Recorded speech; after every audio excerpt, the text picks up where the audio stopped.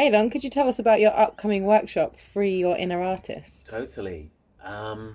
Yeah, like as you can see, I had no training in art whatsoever, and managed to make a career throughout all my 20s and early 30s, making colorful, cosmic, psychedelic art. And I believe that if I could do it, then anybody can do it.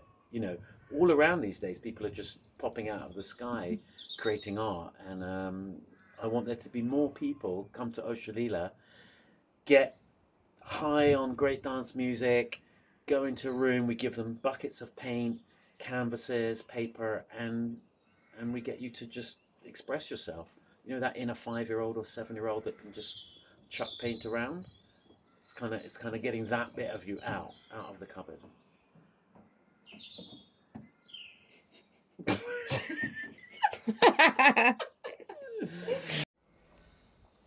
Ailon, can you share with us what is the Free Your Inner Artist experience retreat going to be like? Yeah, what's going to happen? You mean? Yeah.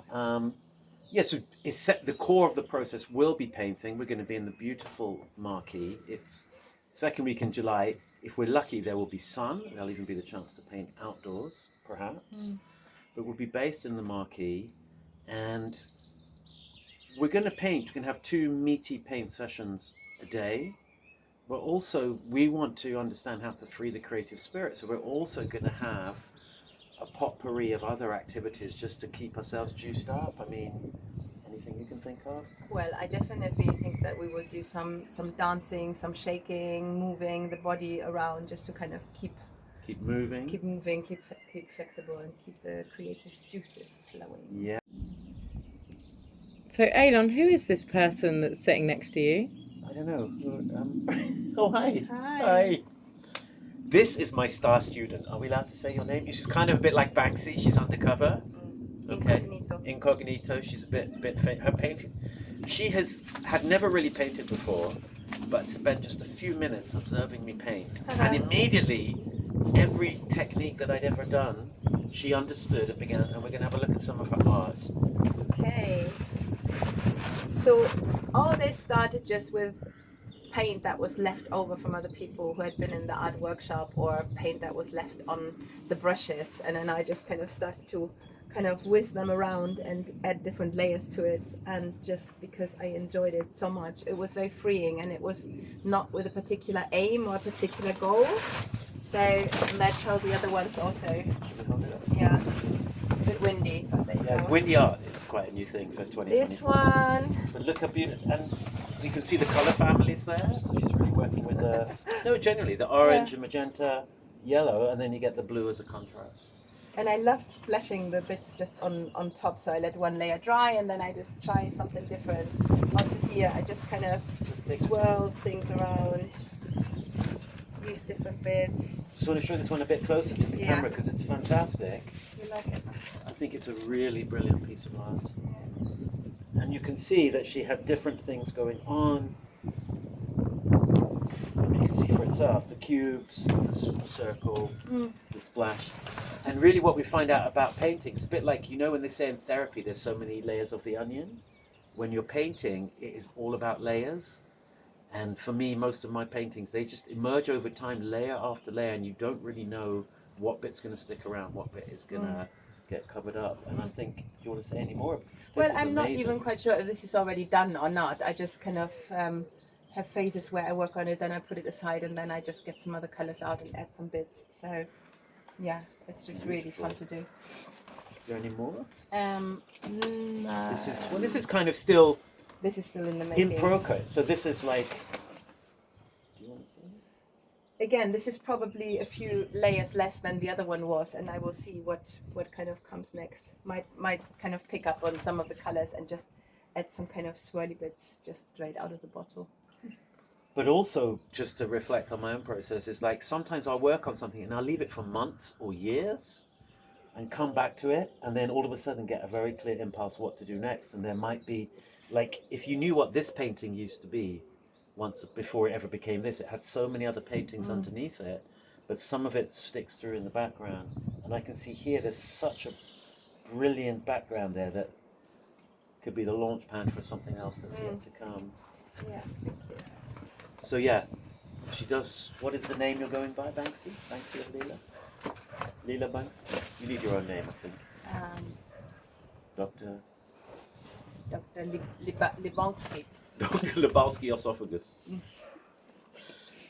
So with this one, again, it's like lots and lots of layers on top, and I just started to have a black background, and then I just felt like to play a bit with kind of golds and bronze, and then I just looked what I had in the kitchen, and I used the lid of a pot or a pen to kind of do this, and then I cut out some cardboard petals and I put them here, and I just put kind of golden stripy things on top of it, and I don't know, and then I just felt like and then in the end I found a leaf outside and I put some gold on it, and I just printed the leaf in the middle. Again, if it's finished, I don't know. For now it's finished. And it's so enigmatic. What I love about it is it's not too harshly defined. There's lots of, it's full of enigma. Yeah. It's really, really beautiful.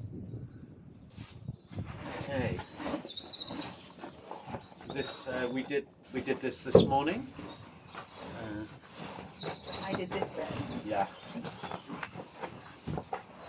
We drank 12 espressos and poured about 3 million gallons of paint. Well, not bad, not bad. And we did it with our eyes closed. What do you think? You can see that, can't you? That it was done blindfolded. Ta-da! It's a Jackson Pollock action painting. And you need absolutely zero training in art whatsoever to be able to do this. It's very good. Would you say it's good for the soul? It's perfect medicine for the soul. It's cathartic. If you need to do crying. You can do crying. You can do laughing. You can do jumping. And you put lots of good music on when you're doing it. Anyway, I think he wants to go to bed now, doesn't he? Okay. Should I roll it in? Good night. I'm quite good at rolling. Good night.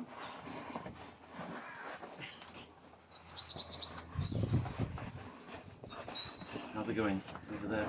Wonderful. Yeah? Yeah, you come closer. He's still filming this.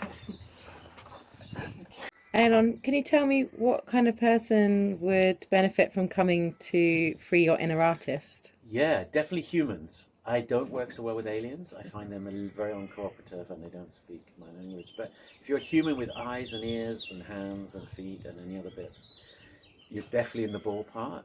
And if you've qualified that far, I think, do you like itch to be creative? If you like maybe have a job that's a bit dry, a bit stuck, a bit boring, I believe anyone and everyone, genuinely, this is sincere now, anyone can be an artist. I don't think it's this fancy thing, you've got to go to art school, you've got to be trained, you've got to know your history. I believe it's a primitive, primal impulse to make stuff, to pull stuff out of your being, to take your emotions and put them into paint. So if you're somebody who wants to unblock yourself, and you know, Osho Lila is full of so many wonderful practices of unblocking the emotional pipes, all the therapeutic groups, all the dancing, the hugging. We are opening ourselves up.